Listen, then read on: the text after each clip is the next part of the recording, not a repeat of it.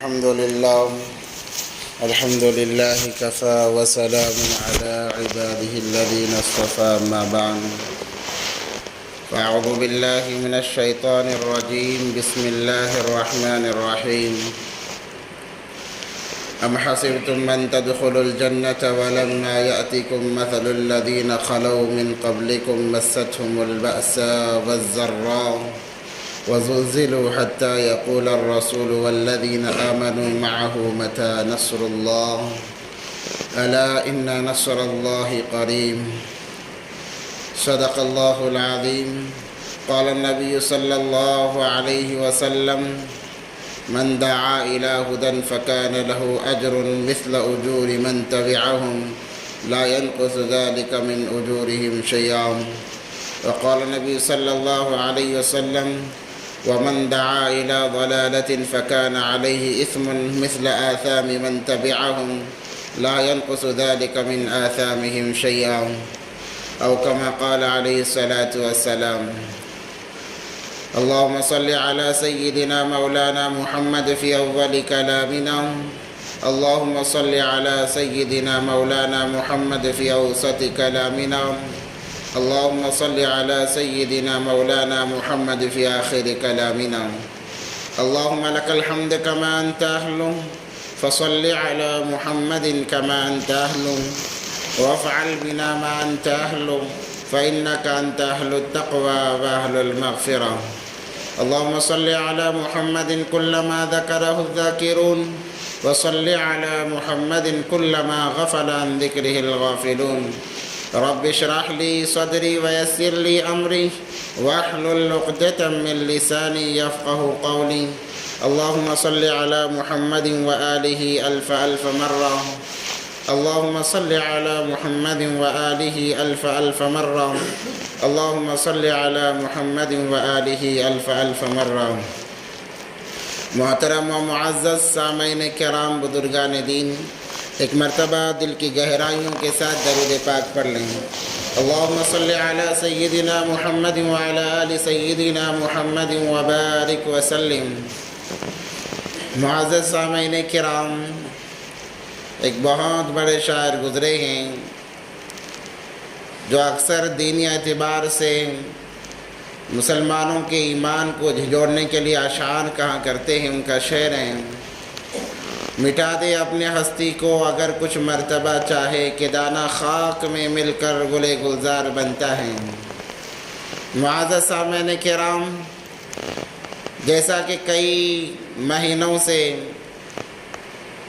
نبی پاک صلی اللہ علیہ وسلم کی سیرت کے چند گوشے آپ حضرات کے نظر کیے گئے ہیں جا رہے ہیں نبی پاک صلی اللہ علیہ وسلم کی زندگی کو مختصر ہی صحیح آپ حضرات کے سامنے رکھا جا رہا ہے اس لیے کہ ہمارے لیے زندگی گزارنا آسان ہو جائے ہم زندگی کے کسی مرحلے کے اندر اپنے آپ کو گمراہی میں نہ ڈال سکیں بلکہ گمراہی سے بچا سکیں جب سیرت ہمارے سامنے ہوگی انسان کا گمراہی سے بچنا آسان ہو جائے گا آج چونکہ چاروں طرف گمراہی کی ہوائیں چل رہی ہیں فضائیں چل رہی ہیں ویسے میں اپنے آپ کو اپنے ایمان کو بچانا بہت مشکل ہے جب سیرت نبوی ہمارے سامنے ہوگی صحابہ کی سیرت ہمارے سامنے ہوگی ان کی زندگیاں ہمارے سامنے ہوگی تو ہمارے لیے ایمان کا بچانا آسان ہو جائے گا معزز سامعین کرام جیسے کہ گزشتہ ہفتہ کہا گیا نبی پاک صلی اللہ علیہ وسلم نے جب دین حق کو بلند کیا ایک اللہ کی طرف دعوت دی لوگوں کو بلایا کہ اے مکہ والو اے لوگو ایک اللہ کی طرف آ جاؤ وہی ہم تمام کا معبود برحق ہے اس کے علاوہ کوئی الہ نہیں کوئی معبود نہیں وہ تنہا ہے اکیلا ہے اس کا کوئی شریک نہیں اور آواز کہاں لگائی جا رہی تھی مکہ جیسے شہر کے اندر جہاں کعبۃ اللہ کے اندر 360 بت رکھے ہوئے ہیں ہر ایک دن کا بت الگ ہے اور وہ لوگ اپنے آپ کو ختم کرنا پسند کرتے ہیں مگر اپنے معبودوں کے بارے میں کوئی بات کہے، کوئی ایسی ویسی بات کہے انہیں برداشت نہیں ہوتا، ویسے لوگوں کے سامنے دعوت حق بلند کی جا رہی ہے تو ظاہر سی بات مخالفت تو ہوگی، بلکہ مخالفت اپنے گھرانے سے شروع ہوگی۔ وہاں پر بھی ویسے ہی ہوا، گھرانے سے مخالفت شروع ہوئی، سارے شہر کے اندر گونج گئی، سارے شہر کے اندر پھیل گئی۔ جو نبی پاک صلی اللہ علیہ وسلم کا ساتھ دیتا، کلمہ لا الہ الا اللہ پڑھ لیتا، اس پر بھی مصیبتوں کے پہاڑ ٹوٹ پڑتے، پریشانیوں کے انبار آ جاتے۔ اسی کشمکش کے مرحلے میں زندگی گزری، 1-2 دن نہیں بلکہ مکمل 10 سال ہو گئے، مکمل 10 سال ہو گئے۔ مکی زندگی چونکہ 13 سال ہے تو اللہ تبارک و تعالیٰ نے آخر کے چند ایام کچھ راحت دکھائی، مگر اس سے پہلے کے جو 10 سال تھے ہر روز نئی نئے حالات، صرف دین کے خاطر۔ جیسے میں نے گزشتہ جمعے کہا، ہم تو ماں پیٹ مسلمان ہیں، جیسے ہی پیدا ہوئے ہمیں بتایا گیا، کانوں میں اذان دی گئی، ایک کان میں اذان ایک کان میں اقامت کہی گئی، ہوش و حواس سنبھالا، کہا کہ تو مسلمان ہے، تو ہمیں اس ایمان کی قدر نہیں ہے۔ جیسے میں نے کہا تھا، اگر قدر معلوم کرنی ہے صحابہ کی زندگیوں کو دیکھنا پڑے گا، جس کی وجہ سے ہم یہ سوچتے ہیں کہ جنت تو ہمارے مقدر ہے، جیسے ہی ہم مریں گے سیدھا جنت میں چلے جائیں گے۔ اس غلط فہمی سے اپنے آپ کو ہمیں نکالنا پڑے گا۔ جنت اتنی آسان بھی نہیں ہے کہ بغیر سوچے سمجھے انسان جنت میں داخل ہو جائے، اور اتنی مشکل بھی نہیں ہے کہ بھئی انسان جنت میں جا ہی نہ سکے۔ اللہ تبارک و تعالی وہ مقدس جگہ دینے کے لیے انسانوں کو آزماتے ہیں۔ کیسے آزماتے ہیں؟ صحابہ کی مثالیں ہمارے سامنے، قرآن خود کہتا ہے، جو میں نے خطبے کے اندر آیت مبارکہ پڑھی سورہ بقرہ کی، ام حسبتم ان تدخلوا الجنۃ ولما یأتکم مثل الذین خلوا من قبلکم۔ اللہ تبارک و تعالیٰ کا فرمان ہے، تم کیا سوچتے ہو کہ تم یوں ہی جنت میں داخل ہو جاؤ گے، یوں ہی جنت میں چلے جاؤ گے؟ مستہم البأساء والضراء، تمہیں اپنے سے پہلوں کی زندگیوں کو دیکھنا پڑے گا کہ انہوں نے اس دین کے خاطر کیسی کیسی مشقتیں برداشت کی ہیں، کیسی کیسی تکالیفوں کو انہوں نے برداشت کیا ہے۔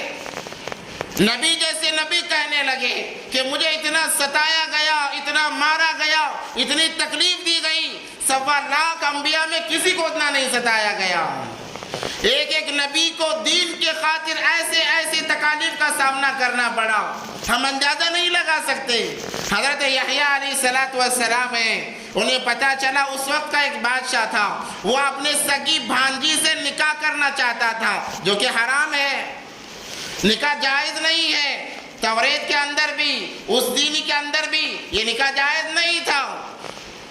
یحییٰ علیہ السلام کو پتہ چلا، انہوں نے جا کر بادشاہ کے دربار میں، درباریوں کے سامنے، وزیروں کے سامنے علی اعلان یہ بات کہی کہ اے بادشاہ، اگر تو اپنے سگی بھانجی سے نکاح کرتا ہے تو یہ نکاح حرام ہے، گویا تو ساری زندگی حرام کاری میں زندگی گزارے گا۔ بادشاہ کو بڑا طیش آیا کہ وزیروں کے سامنے، رعایا کے سامنے میرے خلاف ایسی باتیں ہو رہی ہیں، کیونکہ حق بات ہمیشہ ہر ایک کو کڑوی لگا کرتی ہے۔ نبی پاک صلی اللہ علیہ وسلم کا فرمان ہے، قل الحق وان کان مرا، حق بات کہو اگر کسی کو کڑوی لگے۔ بادشاہ نے طیش میں آ کر حضرت یحییٰ علیہ السلام کو شہید کرا دیا۔ ایک دن میں 40 انبیاء کو شہید کیا گیا۔ حضرت زکریا علیہ السلام حضرت یحییٰ کے والد محترم ہیں، بڑے مقرب نبی ہیں، قوم نے انہیں بھگایا، یہاں تک کہ انہیں آرے سے کاٹ دیا۔ ایسی ایسی تکالیف صرف اللہ کی طرف بلانے کی وجہ سے، حرام کو حرام کہنے کی وجہ سے، ناجائز کو ناجائز کہنے کی وجہ سے، اس کے باوجود نبی پاک صلی اللہ علیہ وسلم فرماتے ہیں، مجھے اتنا ستایا، اتنا مارا گیا، 1.25 لاکھ انبیاء میں سے کسی کو اتنا نہیں ستایا گیا۔ اب اندازہ لگا سکتے ہیں وہ کیسا وقت ہوگا کہ دو جہاں کے سردار کو ستایا جا رہا ہے، جب تکالیفیں حد سے بڑی ہیں، مشکلیں حد سے تجاوز کر گئیں، برداشت کے باہر ہو گیا، اور ساتھ دینے والے ایک ایک کر کے ساتھ چھوڑنے لگے۔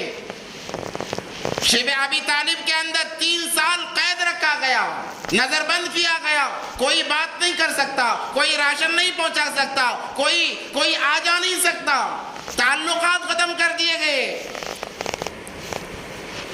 کھانے کے اشیاء ختم ہو گئے، بچے بلکتے رہے، روتے رہے، بوڑھے بلکتے رہے، روتے رہے، لوگوں کو رحم نہیں آیا۔ وہ کہتے ایک بات کہتے، ہمارے معبودوں کو برا کہنا چھوڑ دو، تمہیں ہر چیزیں دی جائیں گی۔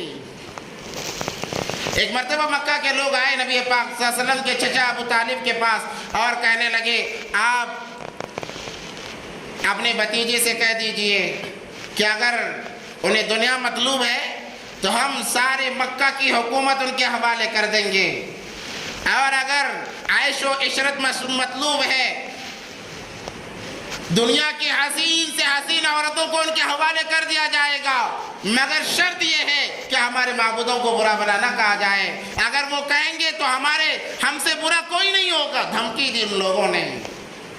ابو طالب، خواجہ ابو طالب سگے چچا تھے، بڑی محبت کیا کرتے تھے، انہیں بڑا رنج ہوا کہیں میرے بھتیجے کو تکلیف نہ پہنچ جائے، کہیں مار نہ دے۔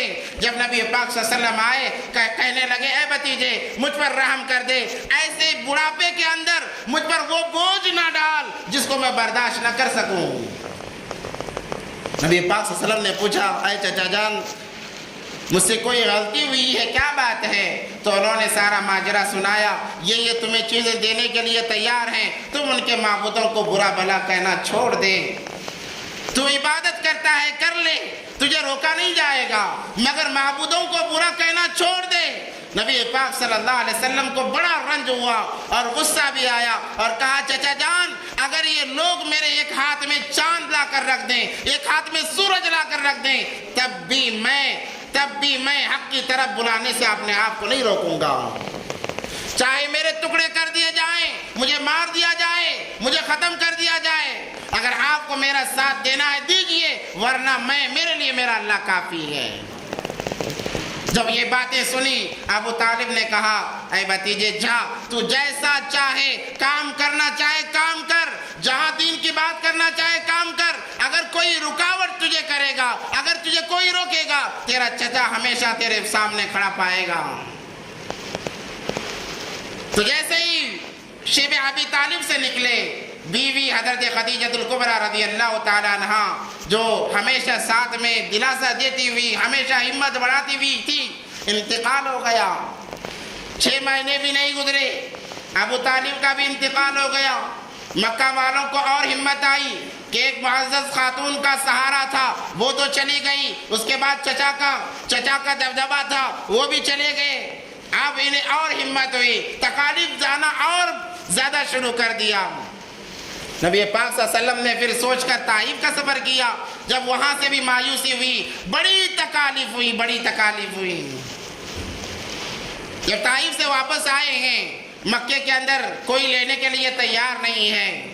اس وقت میں ایک ضابطہ تھا کہ اگر کوئی شہر چھوڑ کر جاتا ہے، آنے کے لیے شہر والا جب تک خود ذمہ داری پر نہ بلا لے، کوئی اندر نہیں آ سکتا تھا، شہر میں داخل نہیں ہو سکتا تھا۔ یہ ضابطہ تھا اس وقت میں۔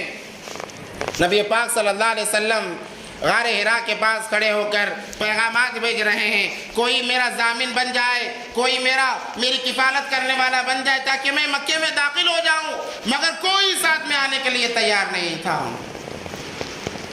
کئی دنوں کے بعد ایک مشرک جو کہ مخالف بھی تھا مگر اللہ نے اسے توفیق دی، وہ آیا اور اپنی کفالت پر نبی پاک صلی اللہ علیہ وسلم کو مکے میں داخلے کی اجازت ملی۔ انہی حالات میں نبی پاک صلی اللہ علیہ وسلم کا وقت گزرتا رہا، نبی پاک صلی اللہ علیہ وسلم دعوت دیتے رہے۔ یہ دین اتنی مشکلوں سے ہم تک آ کر پہنچا ہے، آج ہم سے یہی مطالبہ کیا جاتا ہے کہ اس دین کو بچا کر ہم لے کر چلے جائیں، یہی ہم سے مطالبہ ہوتا ہے۔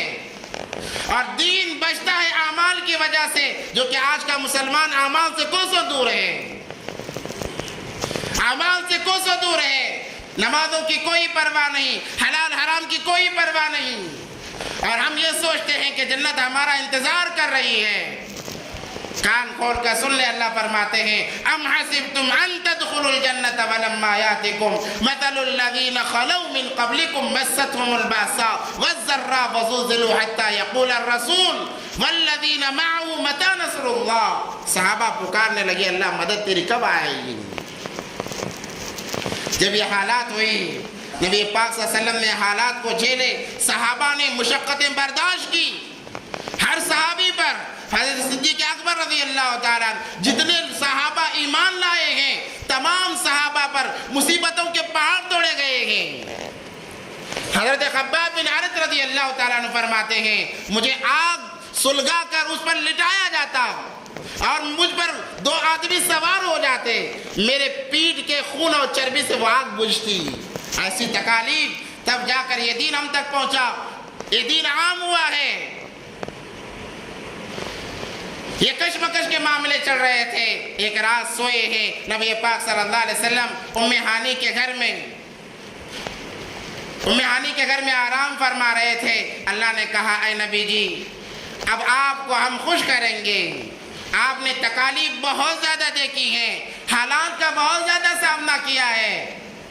جب انسان دین پر جمنے کی وجہ سے جو حالات آتے ہیں، حرام کو چھوڑ دیا ہے، چاروں طرف حرام پڑا ہوا ہے، حرام کو اس نے چھوڑ دیا، ظاہر سی بات ہے حالات آئیں گے، تانے کسے جائیں گے۔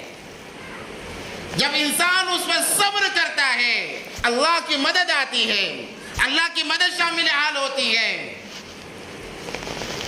مگر یہ بہت بڑا مسئلہ ہے، آج ہم سے حرام چھوٹتا نہیں ہے۔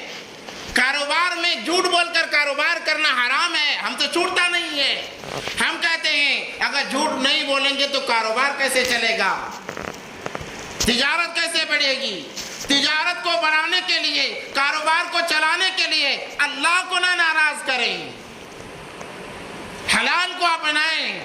اسی لیے کہا جاتا ہے انسان اعمال سے دور کب ہوتا ہے؟ جب اس کے مال کے اندر حرام مال شامل ہونا شروع ہو جاتا ہے، انسان اعمال سے دور ہوتا چلا جاتا ہے، اللہ اعمال سے اسے دور کر دیتے ہیں۔ کئی دن گزر جاتے ہیں مسجد کے اندر داخل ہوئے، اس لیے اپنے کمائی کو حلال بنایا جائے۔ حلال خوری انسان کو اعمال پر آمادہ کرتی ہے، اعمال میں ترقی کا ذریعہ بنتی ہے، اور حرام مال کا کھانا انسان کو اعمال سے دور کرتا ہے، اللہ سے دور ہونے کا ذریعہ اور سبب بن جاتا ہے۔ جب انسان ایسے حالات میں بھی اپنے آپ کو بچاتا ہے، صبر کرتا ہے، اللہ پر امید باندھتا ہے، اللہ اس کی امید کو ضائع نہیں کرتے ہیں۔ میں نے گزشتہ جمعے بھی کہا کہ ایک دانہ اپنے آپ پر بہت سارے مراحل کو برداشت کرتا ہے، سردی، گرمی، دھوپ، گندگی، تمام چیزیں برداشت کرتا ہے، اللہ اس کے اندر ایسی قوت عطا فرماتے ہیں کہ وہ ایک دانہ زمین کو چیرتا ہوا نکلتا ہے پیڑ پودے کی شکل میں۔ اب وہ بڑا ہو رہا ہے، ہرا بھرا ہو رہا ہے، اس پر پھول آ رہے ہیں، پھل آ رہے ہیں، لوگوں کے لیے نفع کا ذریعہ بن رہا ہے۔ جب انسان بھی دین کے معاملے میں حالات کو برداشت کرتا ہے، اللہ تبارک و تعالیٰ اس کی روحانی کیفیت کو بلند فرماتے ہیں، ایمانی کیفیت کو بلند فرماتے ہیں، پھر اللہ تبارک و تعالیٰ اس کے سارے کام اپنی قدرت سے پوری فرماتے ہیں۔ تو لمبا عرصہ حالات میں گزرا نبی پاک صلی اللہ علیہ وسلم کا، اللہ تبارک و تعالیٰ نے کہا اے حبیب ہم آپ کو خوش کریں گے، سوئے ہوئے ہیں۔ اللہ تبارک و تعالیٰ جبرائیل امین کو بھیجتے ہیں۔ حضرت جبرائیل امین 2 فرشتوں کے ذریعے سے آتے ہیں۔ سیرت نگاروں نے لکھا ہے کہ فرشتے آتے ہیں، جبرائیل علیہ السلام آگے بڑھتے ہیں اور جا کر نبی پاک صلی اللہ علیہ وسلم کو اب جگایا جا رہا ہے۔ کیا آداب سکھائے ہیں؟ آداب اسی لیے کہا جاتا ہے کہ دین کا ایک ایک پہلو ہمارے لیے ہدایت کا ذریعہ ہے۔ دین کا ایک ایک پہلو، نبی پاک صلی اللہ علیہ وسلم کی زندگی کا ایک ایک پہلو ہمارے لیے ہدایت کا ذریعہ ہے۔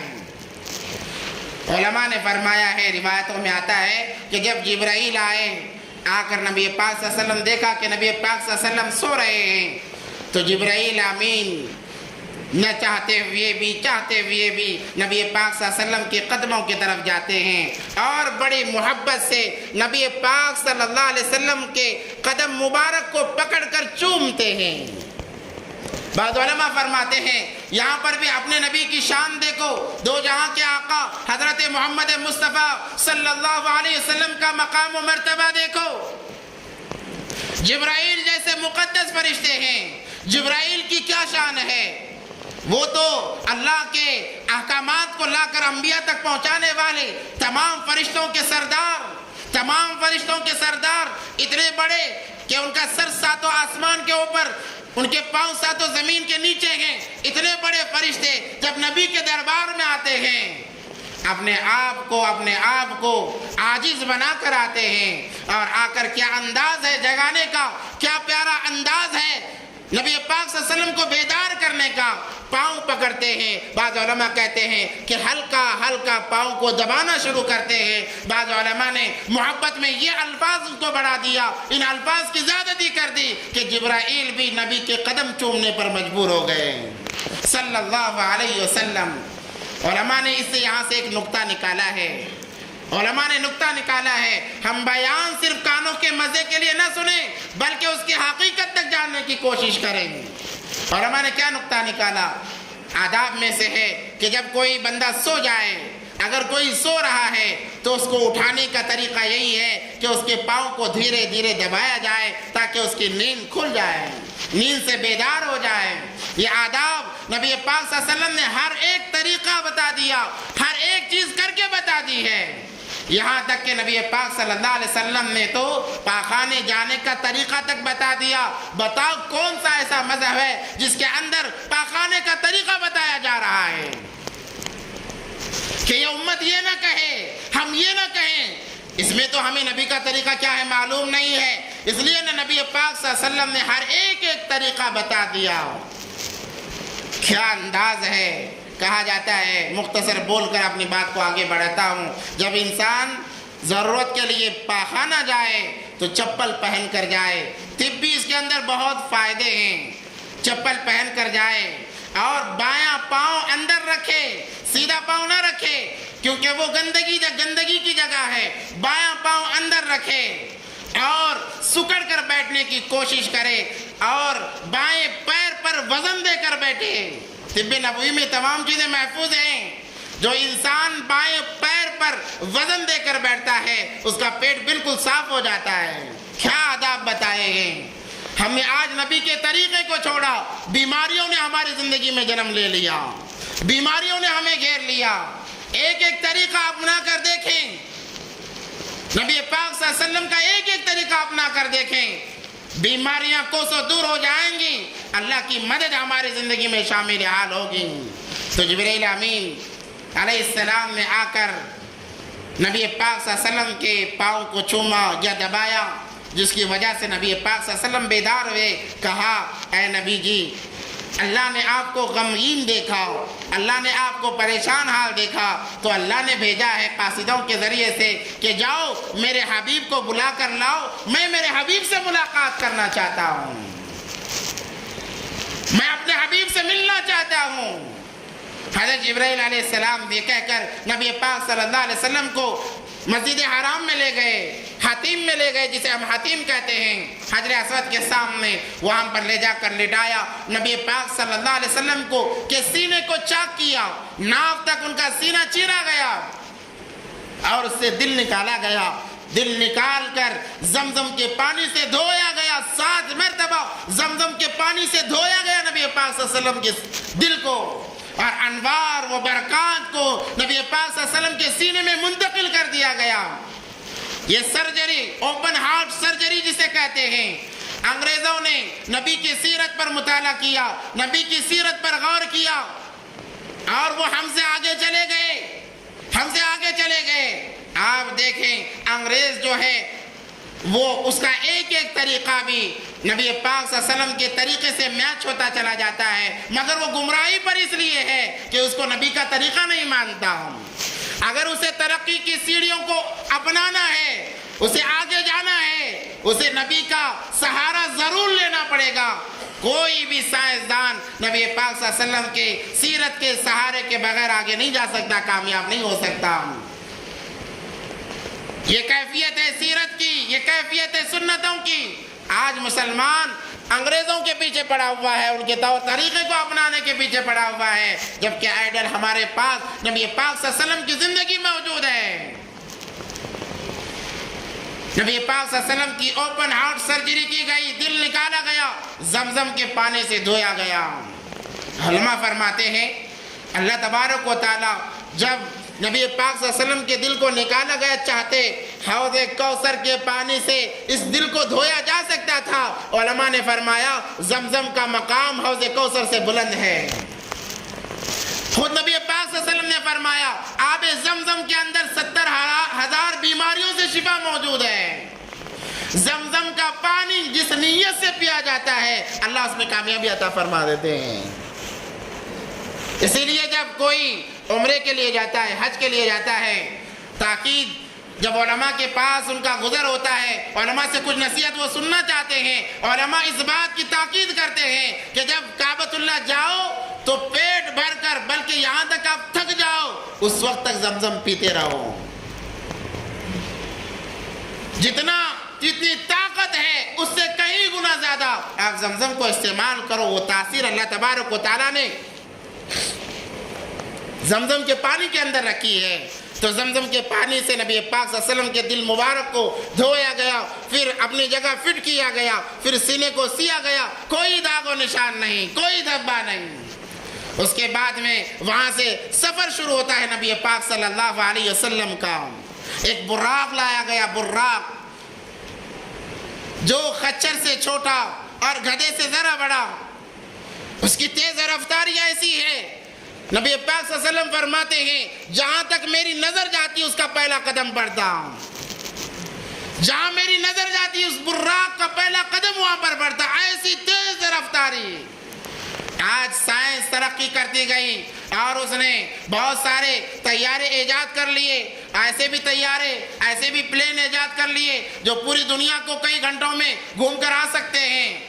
مگر بتاؤ ذرا، سوچ کر بتاؤ، اگر کوئی اس کے لیے آئیڈل بنایا ہے، ڈھونڈا ہے، تو نبی پاک صلی اللہ علیہ وسلم کے براق کو انہوں نے آئیڈل بنایا ہے۔ یہی سے انہوں نے یہ تمام چیزیں لی ہیں۔ براق پر سوار کرایا گیا، نبی پاک صلی اللہ علیہ وسلم کا یہ سفر شروع ہوتا ہے جسے قرآن نے کہا سبحان الذی اسری بعبدہ لیلا من المسجد الحرام الی المسجد الاقصی الذی بارکنا حولہ لنریہ بآیاتنا۔ اللہ تبارک و تعالیٰ کی کیا شان ہوگی، کیا شان اللہ تبارک و تعالیٰ نے بنا دی ہے۔ یہ سفر شروع ہوتا ہے، سفر کے دوران کئی مقامات پر براق کو کھڑا کیا جاتا ہے۔ سب سے پہلے یثرب جسے مدینہ کہا جاتا، جہاں پر نبی پاک صلی اللہ علیہ وسلم کو ہجرت کرنا تھا، کہا اے نبی جی یہاں پر 2 رکعت نماز پڑھیے۔ کہا یہ کون سی جگہ ہے؟ کہا یہ یثرب ہے، یہاں آپ کو ہجرت کر کے آنا پڑے گا۔ پھر براق پر سوار، پھر چلتے گئے، پھر ایک جگہ رکایا گیا طور سینا پر، پوچھا یہ کون سی جگہ ہے؟ یہاں موسیٰ علیہ السلام نے اللہ سے ہم کلامی کی تھی۔ پھر آگے بڑھے، پھر رکایا گیا، کہا کہ یہ کون سی جگہ ہے؟ یہاں پر 2 رکعت نماز ادا کیجئے۔ کہا وہ کون سی جگہ ہے؟ کہا کہ بیت اللحم، یہاں پر حضرت عیسیٰ علیہ السلام کی پیدائش ہوئی ہے۔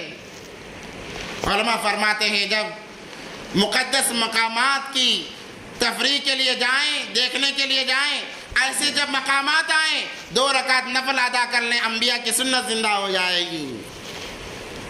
اور سفر کے طریقے بتائیں، سفر کے طریقے، اگر لمبا سفر کرنا ہے وقتاً فوقتاً تھوڑی دیر رکیں، جانور کو بھی راحت ملے گی، اور جہاں موقع ملے 2 رکعت نفل پڑھتے ہوئے جائیں۔ آپ کا سفر عبادت میں شمار ہوگا، آپ کا سفر عبادتوں میں شمار ہو جائے گا۔ یہ آداب بتائے سفر کے۔ پھر ایک جگہ رکایا گیا، کہا کہ یہ کون سی جگہ؟ حضرت ابراہیم علیہ السلام کی پیدائش کی جگہ ہے۔ یہ سفر، یہ اسرا اسے کہتے ہیں، اسرا جسے کہا جاتا ہے، یہ زمینی سفر ہے۔ 2 سفر ہوئے، ایک زمینی سفر مسجد حرام سے مسجد اقصی تک کا زمینی سفر، اور ایک مسجد اقصی سے عرش معلی تک کا سفر۔ یہ 2 سفر ہے۔ جسے معراج کہا جاتا ہے۔ اس سفر کے اندر بہت سارے واقعات، بہت ساری چیزیں نبی پاک صلی اللہ علیہ وسلم کو دکھائی گئیں۔ نبی پاک صلی اللہ علیہ وسلم جب جا رہے تھے تو ایک عورت، بوڑھی عورت آواز دینے لگی، اے نبی جی رک جائیے، ذرا میری طرف توجہ کیجئے۔ جبرائیل امین نے کہا آپ پلٹ کر نہ دیکھیں، چلتے رہیں۔ تھوڑی دور گئے، ایک بوڑھا شخص وہ کہنے لگا، اے نبی جی رک جائیے، میری طرف توجہ کیجئے۔ جبرائیل امین نے کہا کہ نہ دیکھیے، بڑھتے رہیں۔ جب گزر گئے، نبی پاک صلی اللہ علیہ وسلم نے پوچھا وہ کون تھی عورت جو آواز دے رہی تھی؟ نبی پاک جبرائیل امین نے کہا وہ دنیا تھی جو بالکل بوڑھی ہو چکی ہے، لاغر ہو چکی ہے، موت کے قریب ہے، وہ آپ کو اپنی طرف مائل کرنا چاہ رہی تھی۔ اگر آپ دیکھ لیتے آپ کی امت تمام کی تمام امت دنیا دار بن جاتی۔ اور جو بوڑھا انسان تھا وہ شیطان تھا جو آپ کے عمل کے اندر رکاوٹ پیدا کرنے کی کوشش کر رہا تھا۔ ایک چند لوگوں پر گزر ہوا نبی پاک صلی اللہ علیہ وسلم کا، اللہ نے یہ تمام چیزیں بتائی ہیں۔ چند لوگوں پر گزر ہوا، ایک آدمی پر گزر ہوا جو پانی میں تیرتا ہوا آ رہا ہے اور باہر ایک فرشتہ کھڑا ہوا ہے، اس کے ہاتھ میں بڑا پتھر ہے۔ جیسے ہی وہ انسان تیر کر تھکا ہارا باہر کنارے آتا ہے، وہ فرشتہ اس پتھر کو زور سے اس کے سر پر مارتا ہے، جس کی وجہ سے اس کا سر چورا چورا ہو جاتا ہے۔ پھر وہ پانی میں جا کر گرتا ہے، اس کا سر دوبارہ صحیح ہو جاتا ہے، وہ دوبارہ تیر کر آتا ہے۔ ایسے ہی معاملات چل رہے ہیں۔ نبی پاک صلی اللہ علیہ وسلم نے پوچھا ہے جبرائیل یہ کون ہے، یہ کون ہے؟ جبرائیل امین نے بتایا یہ آپ کے امت کے بے نمازی لوگ ہیں، یہ آپ کے امت کے بے نمازی لوگ ہیں جو نماز میں سستی کیا کرتے ہیں، کاروبار کی وجہ سے، کام کاج کی وجہ سے نمازوں کو چھوڑ دیتے ہیں۔ کل قیامت کے دن ایسا عذاب دیا جائے گا۔ اور ذرا آگے دور گئے، دیکھا چند لوگ ہیں ان کے ہونٹوں کو کینچیوں سے کاٹا جا رہا ہے، کاٹ کر بکھیر دیا جاتا ہے، دوبارہ صحیح ہو جاتے ہیں۔ پوچھا یہ کون ہے؟ آپ کی امت کے وہ واعظین ہیں جو امت میں فتنہ فساد پھیلاتے ہیں، ان کا یہ انجام ہے۔ اور دور گئے اور چند لوگوں کو دیکھا گیا، عورتوں کو دیکھا گیا جو ننگے ہیں اور ان کو سینے کے بل لٹکایا گیا ہے، اور آگ آتی ہے، جلاتی ہے، دوبارہ وہ صحیح ہو جاتے ہیں۔ پوچھا گیا یہ آپ کے امت کی زانیہ عورتیں ہیں اور زانیہ مرد ہیں، زانی مرد ہیں جنہوں نے زنا کیا ہے، ان کے لیے یہ عذاب رکھا گیا ہے۔ اور تھوڑی دور آگے گئے، دیکھا کہ ایک جگہ بہت سارا اچھا کھانا رکھا گیا ہے اور ایک جگہ بالکل سڑا ہوا مردار رکھا ہوا ہے۔ لوگ مردار کی طرف جاتے ہیں اور اس کو کھاتے ہیں، جس کی وجہ سے ان کی آنتڑیاں پڑ جاتی ہیں۔ پوچھا یہ کون ہے؟ یہ آپ کی امت کے حرام مال کھانے والے لوگ ہیں جو دنیا کے اندر حلال کے ہوتے ہوئے حرام کی طرف جاتے ہیں۔ دو چیزیں علماء نے بیان فرمائی، ایک حلال مال وہ کما سکتے ہیں، اس کے باوجود حرام کی طرف جاتے ہیں، ان کا یہ حشر ہوگا۔ اور ایک وہ مرد و عورتیں ہیں جن کا نکاح ہو چکا ہے، اس کے باوجود دوسری عورتوں کے پاس جاتے ہیں، یا وہ عورتیں جن کا نکاح ہو چکا ہے اس کے باوجود دوسرے مردوں کے پاس جاتے ہیں، ان کا یہ انجام ہوگا۔ بڑی لمبی تفسیر ہے، مختصر عرض کرتا جا رہا ہوں۔ اس کے بعد میں نبی پاک صلی اللہ علیہ وسلم آگے بڑھے، بڑھتے بڑھتے بیت المقدس تک پہنچے ہیں۔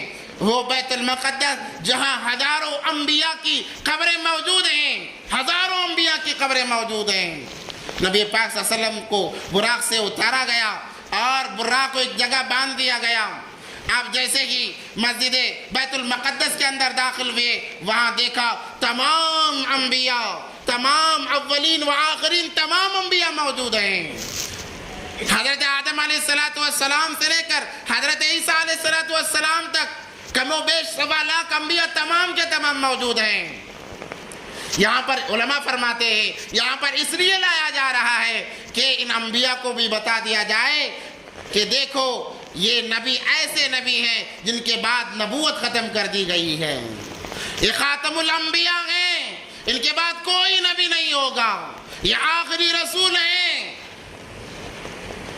اسی لیے مسلمانوں کا یہ عقیدہ ہونا چاہیے، نبی پاک صلی اللہ علیہ وسلم کو صرف نبی ماننا کافی نہیں ہے، ان کو خاتم النبیین ماننا ضروری ہے۔ ایک مسلمان نبی کو نبی تو مانتا ہے مگر خاتم النبیین نہیں مانتا، اس کا ایمان قابل قبول نہیں ہے کہ ہمارے نبی کے بعد کوئی نبی آنے والا نہیں ہے۔ ایک فرقہ ہے جو کہتا ہے کہ نبی کی جب جب ضرورت پڑتی ہے تو اللہ ضرورت کے حساب سے لوگوں کو نبی بنا دیتے ہیں، وہ گمراہی پر ہیں، اس کی طرف نہ جائیں۔ آج نبوت کے دعوے دار بہت سارے پیدا ہو چکے ہیں۔ مثال کے طور پر شکیل بن حنیف کا فتنہ بڑا زوروں پر چڑھ رہا ہے، اس سے آگاہی بہت زیادہ ضروری ہے۔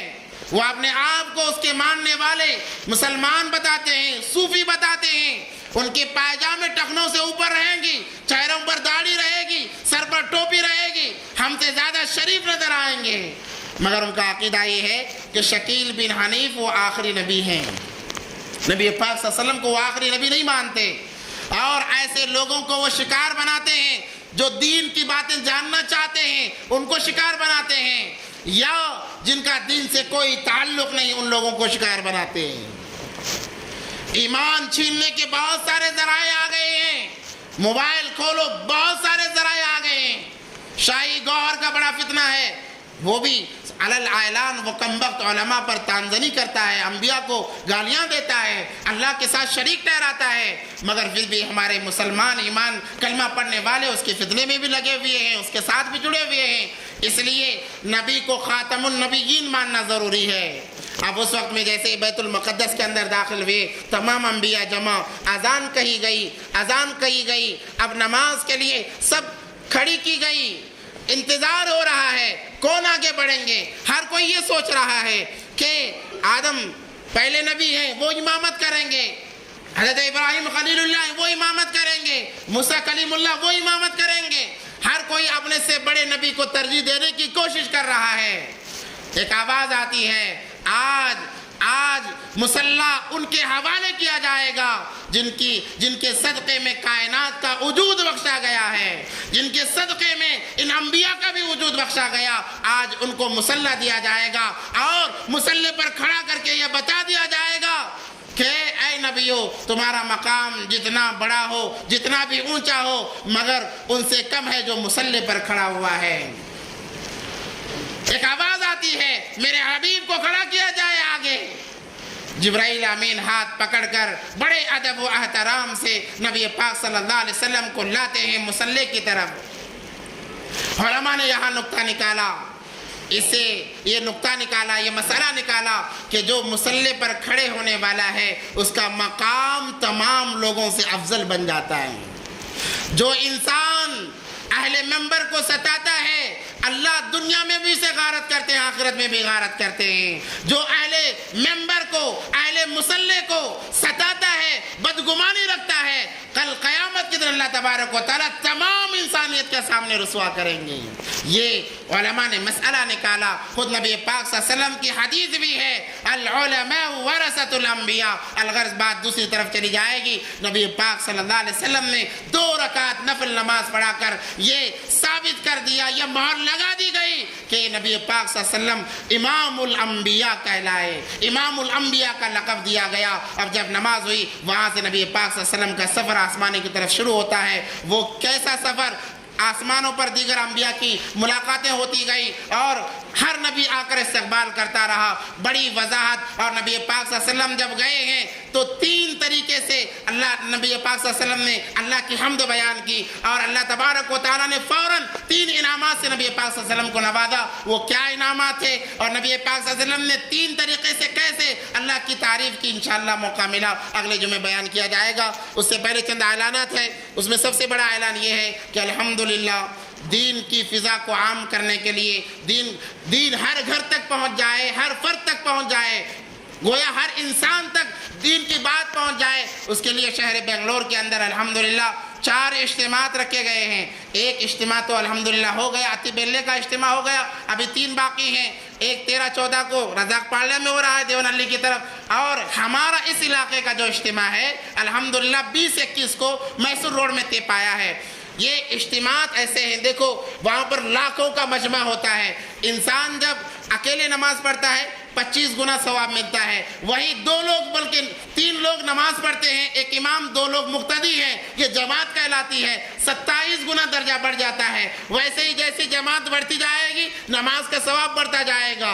अब इज्तिमा गाह के अंदर, इज्तिमा के मैदान के अंदर लाखों लोग एक वक्त में एक इमाम के पीछे नमाज पढ़ेंगे। अंदाज़ा लगाओ उस नमाज का सवाब क्या होगा।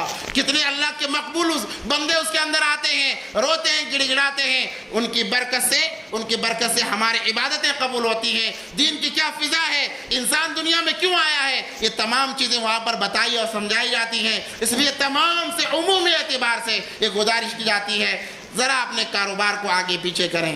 हफ्ता और इतवार 2 दिन हुआ करते हैं, हम दीन के लिए 2 दिन छुट्टी ले लें, बस 2 दिन का वक्फा रहेगा। सारा 2 दिन का 2 दिन मुकम्मल हम इज्तिमा के मैदान के अंदर गुजारें, अल्लाह वालों की बातें सुने, उलमा की बातें सुनने, दिल की कैफियत बदल जाएगी, दिल की दुनिया बदल जाएगी। अल्लाह राज़ी हो गया, हमारा बेड़ा पार हो जाएगा। इसलिए तमाम से गुजारिश की जाती है इस बात को आम करें, हर जगह फैलाएं और ख़ुद भी जाएं, दूसरों को भी साथ में लेकर जाएं। और उसी तरीके से और एक दूसरा ऐलान भी ये है कि इलेक्शन होने वाला है, तमाम को मालूम है। इलेक्शन इसके अंदर वोटर आईडी का बड़ा दखल होता है और ऐसी साजिशें चलाई जा रही हैं कि मुसलमान वोट न डाल सके। ये साजिशें चली जा रही हैं जिसकी वजह से लाखों की तादाद में वोटर लिस्ट को मनसूख कर दिया गया है। अब हमारा फरीज़ा ये बनता है कि हम हमारा नाम वोटर आईडी कार्ड तो हमारे पास मौजूद होता है, मगर सरकारी गवर्नमेंट के एतबार से हमारा कार्ड कोई एतबार नहीं रखता चंद मामलात की वजह से। इसलिए सबसे पहले चेक करें हमारा नाम वाकई मौजूद है या नहीं है, वो चेक करना है। अगर है और अगर किसी की 18 साल से ज़ायद उम्र है, उनका वोटर आईडी कार्ड बनाना है। ये ऐसे मराइल हैं, हमें मदहोश नहीं रहना है बल्कि होश के साथ में, क्योंकि एक मर्तबा कोई आ जाता है 5 साल उन्हें झेलना पड़ता है। इसलिए अपने आप को संभालें, होश के साथ में, मदहोश होकर नहीं, होश के साथ में इन तमाम चीज़ों को वक्त आने से पहले तैयार करें, जिसके सिलसिले में अल्हम्दुलिल्लाह हफ्ता और इतवार जामिया मस्जिद के अंदर कैंप लगाया जा रहा है। तमाम से गुजारिश की जाती है जिनका कार्ड बनाना है वो भी जाएँ, जिनका कार्ड देखना नाम मौजूद है या नहीं वो देखना वो भी जाएँ, जाकर इसकी कार्रवाई करें। वाखिर दावाना अल्हम्दुलिल्लाह रब्बिल आलमीन।